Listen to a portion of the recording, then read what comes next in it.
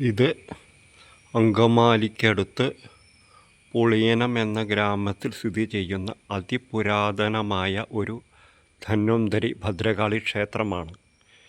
ഈ ക്ഷേത്രത്തിൻ്റെ പഴക്കം 800 വർഷത്തേക്കാൾ മേൽ പഴക്കം ഉണ്ട്. ഇടക്കാലം കൊണ്ട് ഇതൊക്കെ ഒന്ന് റിനിവേഷൻ ചെയ്തിരിക്കുകയാണ്. ക്ഷേത്രനട തുറക്കുന്നത് എല്ലാ ഞായറാഴ്ചയും രാവിലെയാണ്.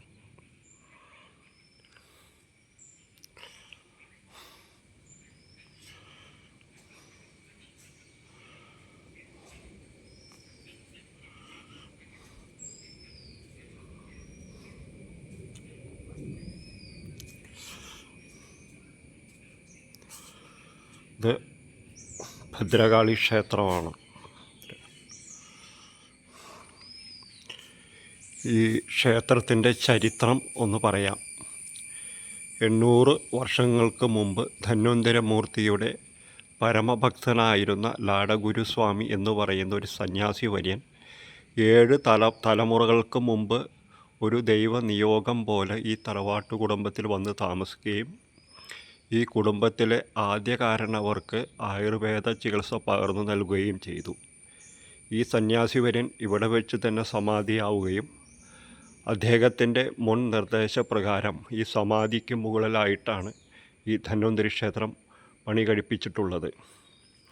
7ാം തലമുറയിലെ വൈദ്യനായിരുന്നു ശ്രീ വി.എ. രാമൻ വൈദ്യർ. കൂടാതെ ധന്വന്തരി ക്ഷേത്രത്തിൻ്റെ മതിൽക്കെട്ടിന് പുറത്ത് തൊട്ട് കാണുന്ന കല്ലറ ലാടഗുരുസ്വാമി ആയുർവേദ ചികിത്സ പകർന്നു നൽകിയ ഈ കുടുംബത്തിലെ ആദ്യ കാരണവരുടെയാണ്. ഈ ക്ഷേത്രത്തിലെ ആചാരാനുഷ്ഠാനങ്ങൾ വൃശ്ചിക മാസത്തിലെ അയ്യപ്പം വിളക്കും മേടമാസത്തിലെ കളമെഴുത്തും പാട്ടും കുരുതിയും ഇപ്പോഴും മുടക്കം കൂടാതെ നടന്നു വരുന്നു.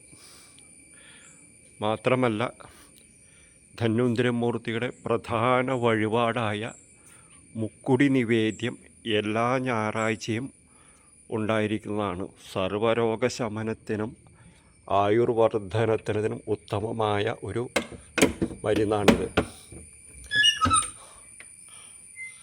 ക്ഷേത്രം ഒന്ന് കാണാം.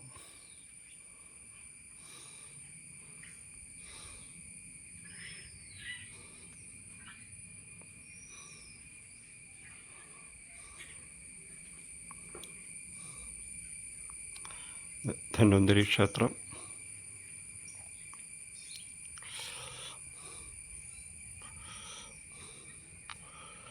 കന്നിമൂല ഗണപതി.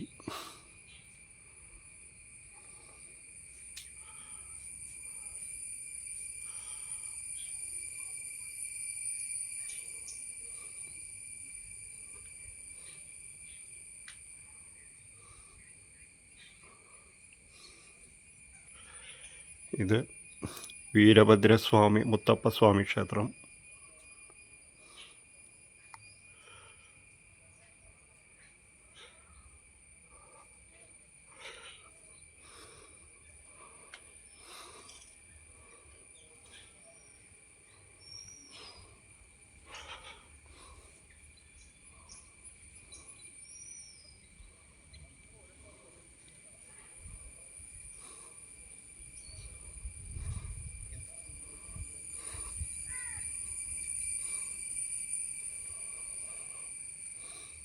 ഇത് നാഗരാജ നാഗയക്ഷി.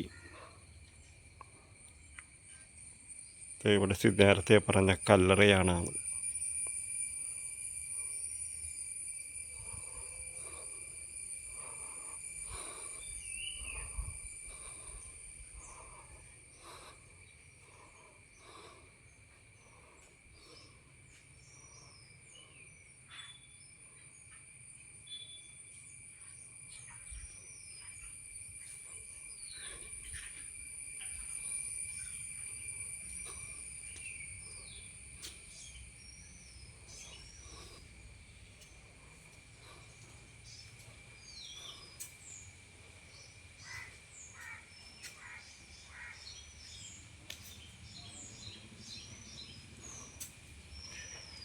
കൃഷ്ണൻ.